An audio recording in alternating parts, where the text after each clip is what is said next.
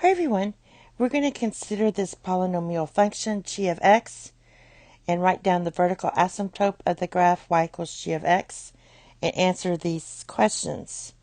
So the first one, the vertical asymptote, is where you're looking at this x squared. So we know that x cannot be 0. So that's what the vertical asymptote is. X equals 0. So there's that one. Write down the derivative of g. So let's rewrite g of x equals bx minus 3 plus x to the negative 2. And you take the derivative of g of x, you're going to get b, and this is going to be minus 0 minus 2x to the negative 3. So this simplifies to b minus 2 divided by x cubed. So that's your derivative. Now it says the line t tangent to this graph at the point where x is 1, the gradient of t is 3, show that b equals 5. So that means the gradient is 5. No, the gradient is 3. So we have b minus t 2 divided by 1 cubed. So that's 3 equals b minus 2. Add 2 to both sides. You get b equals 5. All right. So we did that. The line t is tangent to this graph where a is 1. The gradient of t is 3. So we have that. Find the equation of t.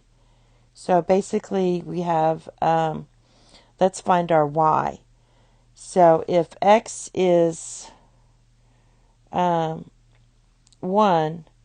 what is y? So we're going to go back to that.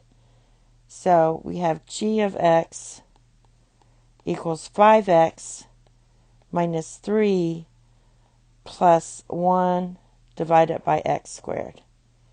So when x is 1, we want to know what y is. So that's going to give you 5 minus 3 plus 1. So that's going to give you 3. Therefore, our line's going to be t is our line. Y equals 3x plus some y-intercept. Now let's plug in our point. So y is 3 and x is 1. So we get 3 equals 3 plus c. So subtract 3 from both sides and c is 0. So just go back and plug this in here and you get y equals 3x plus 0. So it's just 3x. All right, so we did that. Next, it says using your graphing display calculator, find the coordinates where the graph of g of x intersects the x-axis. So you graph it, and when you graph that, you're going to get you can either look at the table or do your trace function, second trace, and calculate the zeros. So you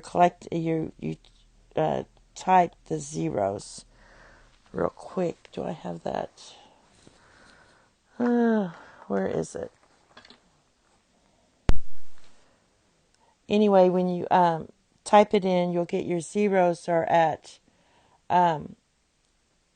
just 1 0 at negative 0.439, 0.